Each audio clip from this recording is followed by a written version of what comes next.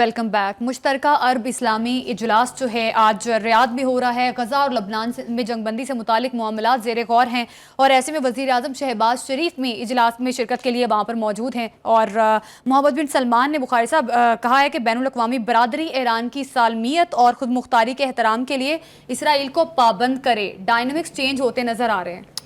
पहली बात तो यह है कि इस कॉन्फ्रेंस का इनेकाद जो है इसके ऊपर मुझे वो दाग देलवी का शेर याद आता है कि न जाना कि दुनिया से जाता है कोई। आप देखें कितने हज़ारों फ़लस्तीनी जान से गए, लाखों की तादाद में लोग जो हैं वो ज़ख्मी और बेघर हुए हुए हैं।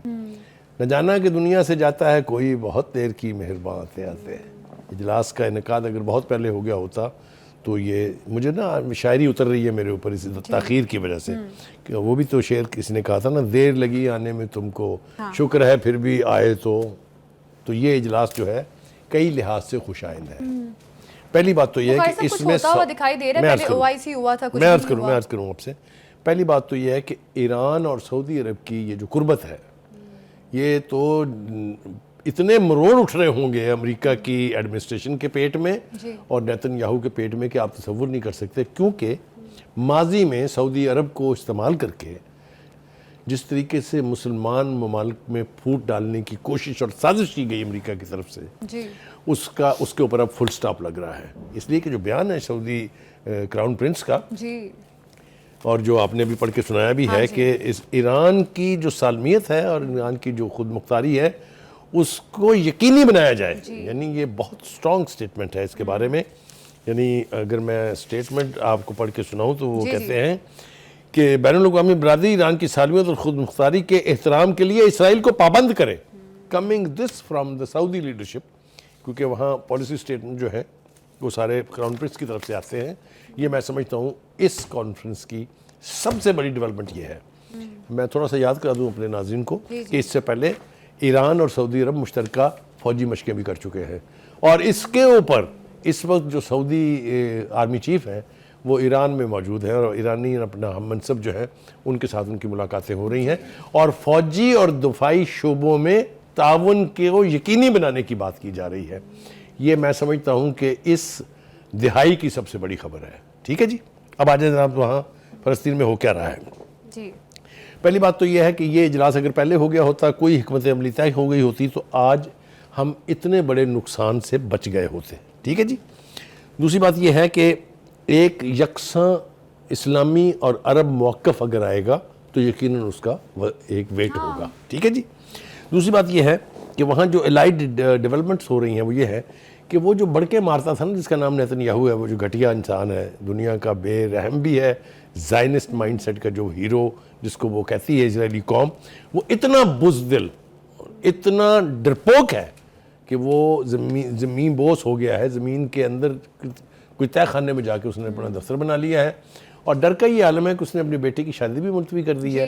दहशत का ये आलम है कि अदालतों में जो मुकदमा उसके ऊपर चल रहे थे वो वहाँ जाने से भी आ रही है, इसलिए कि उसको ये डर है कि किसी वक्त भी मुझे हिजबुल्लाह उड़ा देगी।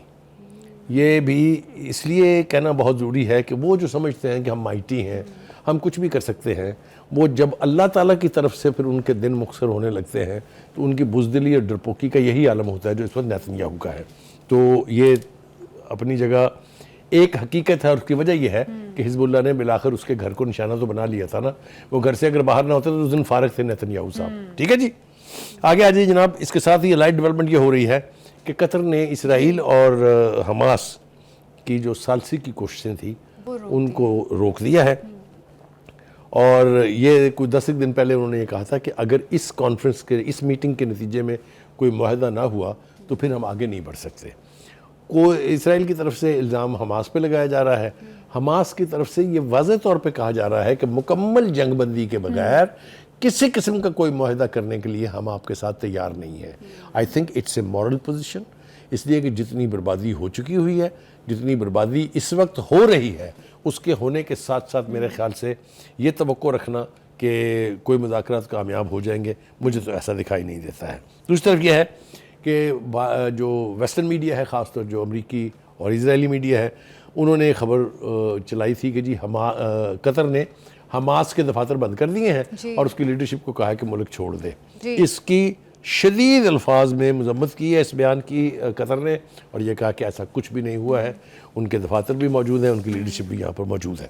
ठीक है जी, आगे चलते हैं जनाब, थोड़ा सा आगे बढ़ते हैं तो फिर आप देखिए कि मज़ीद क्या हो रहा है। ये यानी जो लीडरशिप वहाँ इस वक्त मौजूद है कॉन्फ्रेंस में, उनकी तरफ से जिन लीडरान के बयान बहुत सख्त किस्म के आए हैं, वो थोड़ा सा मेरे ख्याल से अपने लोगों के साथ शेयर करना जो है वो बहुत ज़रूरी है। एक तो मैंने बताया कि क्राउन प्रिंस जो है उन्होंने बहुत स्ट्रॉन्ग स्टेटमेंट दिया है।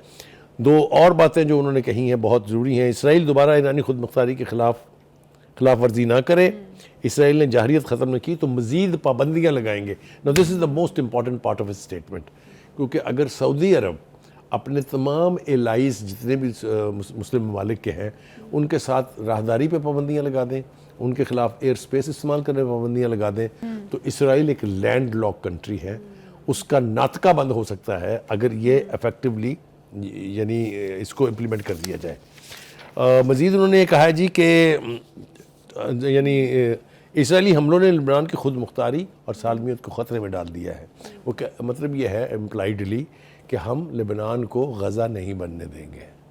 ठीक है जी, तैयब अर्दगान साहब जो हैं वो बोले हैं, और उन्होंने शदीद तरीन अल्फाज में इसराइली जाहरियत जो है उसकी मजम्मत की और ये कहा है कि इसराइल फ़लस्तीन के वजूद को ख़त्म करने के दरपे है।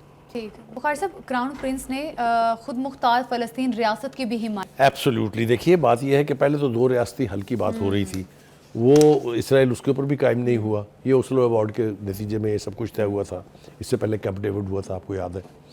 तो इसराइल ने किसी भी इंटरनेशनल कमिटमेंट की पाबंदी नहीं की है, हमेशा वायोलेट किया है। जो कोई भी समझौता हो, जो कोई भी एग्रीमेंट हो, या जो कोई भी उससे तकाजा किया जाए, इसराइल इंतहाई हठधर्मी का मुजाहरा करते हुए अपनी कमिटमेंट से पीछे हट जाता है।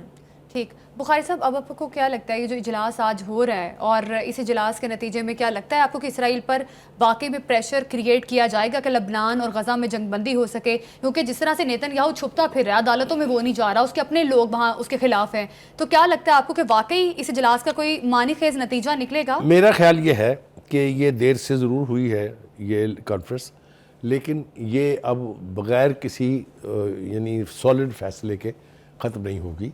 इसके इलामिये का हम इंतज़ार करते हैं। तो अभी एक स्पीच आई है एक उनकी और एक बुखारी साहब, किस तरह से मुमकिन है कि कोई वाकई इसका कोई नतीजा निकलेगा और वाकई जंगबंदी वाले ऑप्शंस पर गौर किया जाएगा? क्योंकि अमेरिका इसराइल को तो स्टिल सपोर्ट देखिए, अमेरिका की सपोर्ट जो है वो अमेरिका बहुत दूर बैठा हुआ है, कई हज़ार मील आना पड़ता है उसको। इस खित्ते के मुस्लिम ममालिक अगर तय कर लें बुखारी साहब कि हमने अमेरिका से ताउन नहीं करना है, तैयारे सारे हथियार उनको प्रोवाइड करता है, हर चीज़ तो करता है, देखिए जंगें जो है वो हथियारों से नहीं जज्बों से जीती जाती हैं। अगर हथियारों से जीती जा सकती होती तो अब तक गज़ा, फ़लस्तीन, लेबनान ये सब ज़मीं बोस हो गए होते। जंगें जो है ना वो सिर्फ हथियारों से नहीं जीती गज़ा तो ज़मीं बोस हो चुका है। देखिए, आप एक दफ़ा वहाँ जंग बंद होने दें, फिर आप देखिएगा कितनी बर्क रफ्तारी से ये वापस अपने कदमों पे खड़ा होगा। ये पहले भी आजमाया जा चुका है और अब दोबारा भी इसकी आजमाइश जो है वो हो जाएगी। रीबिल्डिंग जो है वो तो एक ऐसा प्रोसेस है जिसको आप वसाइल के साथ। बुखारी साहब, सवाल तो यही पैदा होता है ना कि जंग बंद होती है तो फिर कंट्रोल किसका होगा? देखिए, कंट्रोल अगर फ़लस्तीनी अथॉरिटी का नहीं है या फ़लस्तीन का नहीं है या हमास का नहीं है तो कोई कबूल नहीं करने जा रहा है इसको। ये तो इसराइल की ख्वाहिश है कि वहाँ पर कंट्रोल जो है वो इसराइल के हाथों में चला जाए या किसी और के हाथों में चला जाए। मिसाल के तौर पर यूनाइटेड नेशन की फोर्सेस वहाँ आ जाएंगी। ऑप्शन इसराइल का तो नहीं है, क्योंकि वो फोर्सेस आती हैं जब जंग ना होने के यानी जंग होने के अमल को रोकना हो। जब जंग हो चुकी, तबाही हो चुकी, नुकसान हो चुका, हज़ारों की तादाद में लोग शहीद हो गए, लाखों की तादाद में लोग ज़ख्मी हैं, तो अब यूनाइटेड नेशन की फोर्स के आने का कोई तुक नहीं है। जंगबंदी होगी, जंगबंदी के बाद रीबिल्डिंग का प्रोसेस शुरू होगा। और अब तो अरब इस्लामी ममालिक इजलास कर रहे हैं और शायद इसका कोई ना कोई अभी पता चलेगा, एलामिया भी जारी होगा तो क्या इसकी प्रोग्रेस हुई है। 50,000 से ज़ायद लोग शहीद हो गए, लाखों के करीब लोग ज़ख्मी हैं, बच्चे चले गए, इतना नुकसान हो गया। क्या आपको लगता है कि अब इजलास में अगर कोई स्टैंड लेता भी है तो क्या वो लोग जिनके घर तबाह हो गए, जिनके वालिदैन चले गए, बच्चे चले गए, वो तो वापस नहीं आएंगे? देखिए, जंगों में होने वाले नुकसान का अजाला तो कभी नहीं होता। असल बात तो ये है कि क्या एक कौम सर्वाइव करेगी?